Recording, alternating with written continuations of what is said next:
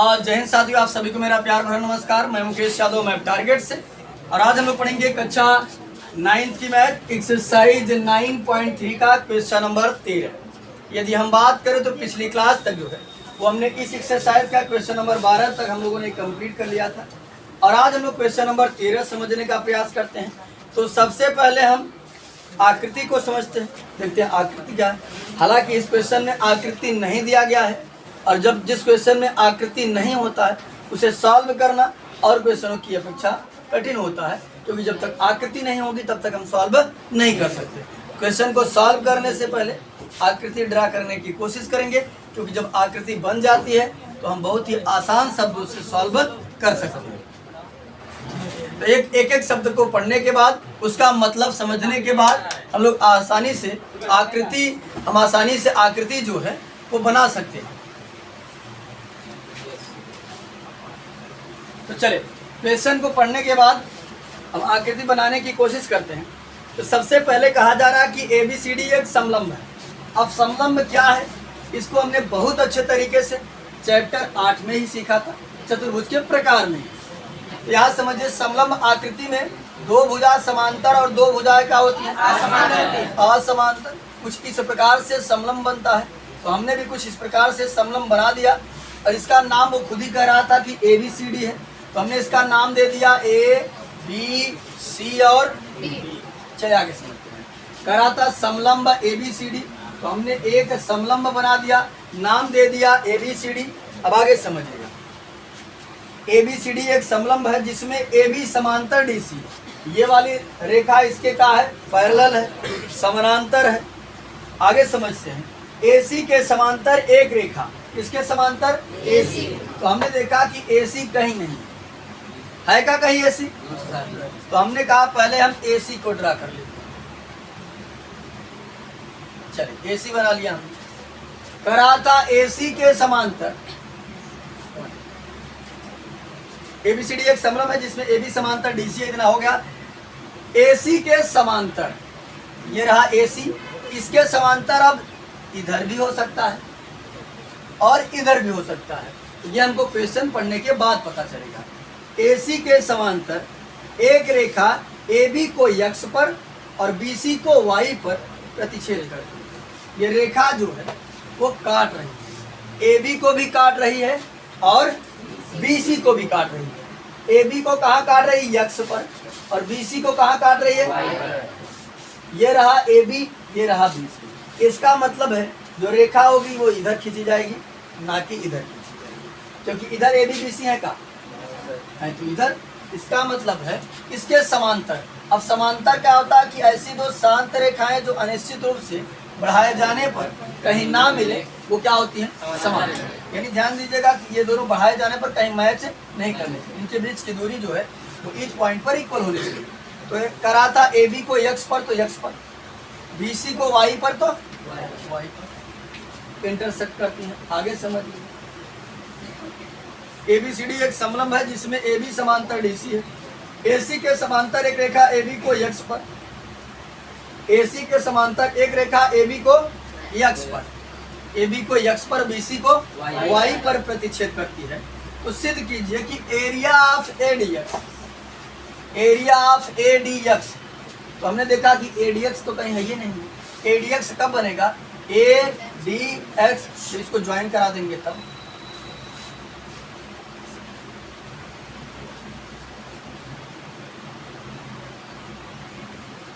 ये हमने X को ज्वाइन करा दिया, ये बन करके तैयार हो गया ADX। अब आगे समझते हैं, एरिया ऑफ ADX बराबर एरिया ऑफ ACY, क्या, ACY। तो हमने देखा ACY कहाँ है, ACY, लेकिन ये ट्रायंगल पूरा नहीं हो रहा था, क्योंकि 3 अक्षर है तो ट्रायंगल बनना चाहिए। तो ट्रायंगल ACY तब बनेगा जब A को हम किससे ज्वाइन करा देंगे, हाँ, Y। ये भी हमारा ट्रायंगल बन करके तैयार हो गया, कौन, ACY। अब आगे समझिएगा, इतना हमने कर दिया। उसके बाद खंड के रूप में हमको दिया गया है कि CX को मिलाइए, ये रहा C, ये रहा X। ये हमारा रचना का काम कर जाएगा, क्योंकि ये हम अपनी आवश्यकता अनुसार खींच रहे हैं, इसीलिए हमने इसको रचना का नाम दिया। और ये हमारी फाइनल आकृति बन करके तैयार हो गई। ये देखो वही वहाँ यही आकृति बनाए है ना। तो बस हमने क्या काम किया, क्वेश्चन को पढ़ा, पढ़ने के बाद एक एक शब्द का मतलब समझा और आसानी से आकृति बना दिया। ABCD एक समलम तो समलम कह रहा था, AC कह रहा था तो AC को मैच कराए। उसके समांतर एक रेखा XY AB को X पर काट रही थी, AB को X पर और BC को Y पर, यहाँ नाम दिया X, यहाँ नाम दिया Y। फिर कह रहा था ADX का मिला दिया, उसको ज्वाइन किया। फिर कह रहा था ACY, इसको ज्वाइन करा दिया तो ACY हो गया और CX को मिला दिया। जो आकृति देखने में कठिन लग रही थी, कैसे बनेगी, वो क्वेश्चन को पढ़ने के बाद आसानी से आकृति बन करके क्या हो गई, तैयार। तो कुल मिलाकर के अब हमको सिद्ध करना है एरिया ऑफ ADX बराबर एरिया ऑफ ACY। ये बच्चे समझिएगा, हमने लिखा हल दिया वही कि ABCD एक समलंब है जिसमें AB समांतर DC है, खुद क्वेश्चन में कहा गया है। और हमने लिखा AC समांतर XY, खुद ही कह रहा था ना कि AC के समांतर एक रेखा AB को X पर और BC को Y पर प्रक्षेप करती है। इसका मतलब है ये जो XY है किसके समांतर है, AC। वही हमने शॉर्ट फॉर्म में लिख दिया, जो शब्द के रूप में कहा था उसको हमने थोड़ा सा छोटा रख दिया है। और बाकी ये सिद्ध करना ही है। रचना में हमने कहा क्या, C को X से मिलाया। तो चलिए इन दोनों को मैं कोशिश करता हूँ बराबर दिखाने के लिए, समझिएगा बच्चे ध्यान से। देखिए अगर मैं बात करूं, हमारे पास दो ट्रायंगल है, त्रिभुज एक है हमारे पास ADX और त्रिभुज ACX।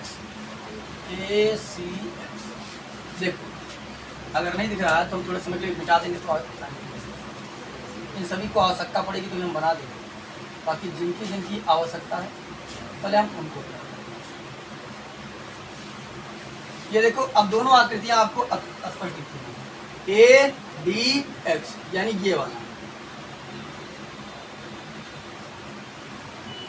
सुनना ही, ADX और उसके बाद ACX ये वाला और ये मेन आकृति में देखना चाहें तो ये और ठीक, इसलिए मैं अलग बना दिया ताकि दिखने लगे। त्रिभुज ADX, ये देखो ADX और त्रिभुज ACX एक ही समांतर रेखा, ये देखो AB और BC के समांतर ही है ना, उसके बाहर गई है। और अगर ये पूरा इसके समांतर है तो ये इसके भी समांतर है, AX जो है वो DC के भी समांतर होगा। त्रिभुज ADX और ACX एक ही समांतर रेखा, एक ही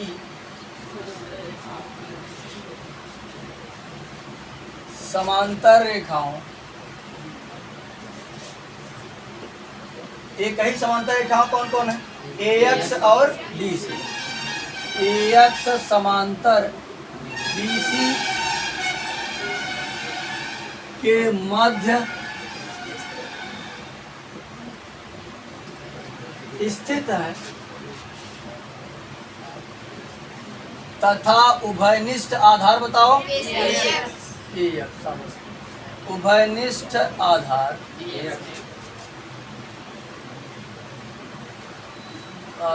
AX है। ये देखो क्या समझिएगा, ये देखो जो हम ADX कह रहे हैं तब पर भी ये रेखा AX आ रही है, और ACX देखो जब हम कहे ADX, अगर इस रेखा को हम मिटा दे, बताओ का AX नाम का त्रिभुज ADX नाम का त्रिभुज बन रहा है का? अगर इसको देखो ACX, इसको मिटा दे तो का ACX भी बन रहा है का? ये जो AX है ये दोनों में कॉमन है।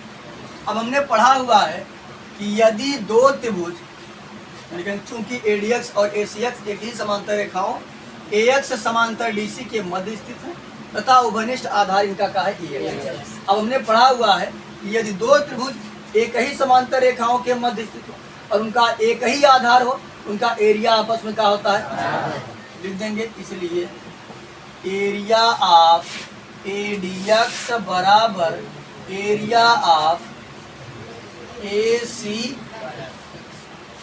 कितनी बात सबको कंफर्म हो गई? उसके बाद बच्चे समझो ध्यान से। अब अगर हम बात करें तो ये हमारा एक आकृति ऐसे भी था और ये कुछ इस तरीके से भी था, ऐसे था ना वो आकृति। उसके बाद समझो बच्चे ध्यान से। अब अगर हम बात करें तो हमारे पास दो त्रिभुज और बन रहा है, इसको हम मिटा देते हैं जिसका काम हो गया है, ताकि ये चीज़ें विजुअल होने लगे, आपको दिखाई देने लगे। हमारे पास बच्चे एक है ACX और एक है ACY। इसको मिटा देते हैं, इसको बता देते हैं। पहले त्रिभुज देख लीजिए कौन कौन सा त्रिभुज है। एक है ACX, ये देखिए जो जिसमें डॉट लाइन है, और एक है ACY।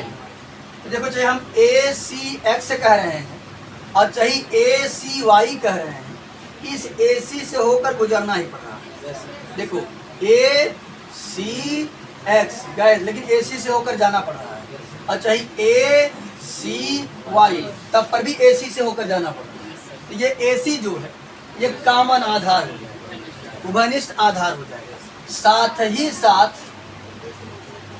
इन्हन दोनों त्रिभुज ये दोनों रेखा के बहरे ना स्थित है, इन्हन दोनों एक ही समांतर रेखाओं के मध्य स्थित है ना। क्या लिखेंगे? त्रिभुज ACY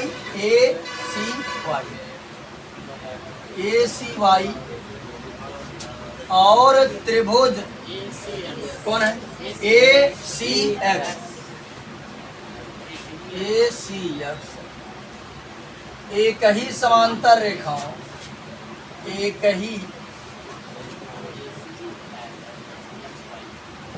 ही समांतर रेखाओं एक ही समांतर रेखा है। क्या क्या है? AC समांतर XY, दोनों पीछे AC समांतर XY के मध्य स्थित है।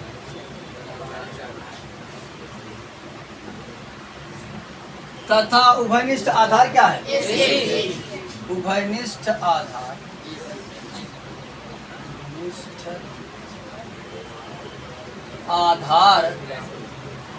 क्या है? AC। अब हमने पढ़ा है बच्चे कि यदि एक ही समांतर रेखाओं के मध्य और एक ही आधार पर दो त्रिभुज स्थित हो, उनका क्षेत्रफल आपस में क्या होता है? एरिया ऑफ ACY जो होगा, ACY जो होगा बराबर एरिया ऑफ AC, थोड़ा छोटा लिखते हैं, एरिया ऑफ ACY बराबर एरिया ऑफ ACX। इन दोनों का क्षेत्रफल क्या होगा? तो आकृति वहां पर है, इस आकृति को हम मिटा देते हैं क्योंकि तो जगह हमारे पास कहाँ थोड़ा सा। ये बच्चे समझिएगा ध्यान से, तो थोड़ा इसका बड़ा मिटा ही दिया तो बड़ा लिखते ध्यान से भेजिए हम। एरिया ऑफ ACY बराबर एरिया ऑफ ACX। इसको लेट कर लेते हैं इक्वेशन फर्स्ट और इसको लेट कर लेते हैं इक्वेशन सेकंड। समीकरण 1 और 2 की बात करें, दायां पक्ष का है बराबर, दायां पक्ष बराबर तो बायां पक्ष लिख देंगे। समीकरण 1 और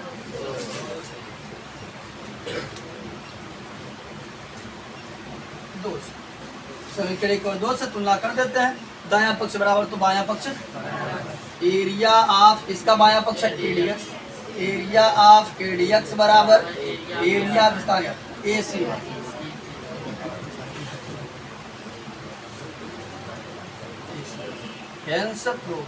यही हमको सिद्ध करना था, बस इसमें आकृति बनाना था आपको, जो आकृति थोड़ा सा देखने में से कठिन लग रही थी। आकृति बनाने के बाद यदि प्रमेय याद है तो बस प्रमेय की सहायता से एक लाइन हमने यहाँ लिखा और एक लाइन हमने यहाँ लिखा, एक इक्वेशन यहाँ एक इक्वेशन यहाँ बन करके कंप्लीट हो गया और मैं तुलना करके आसानी से सिद्ध कर।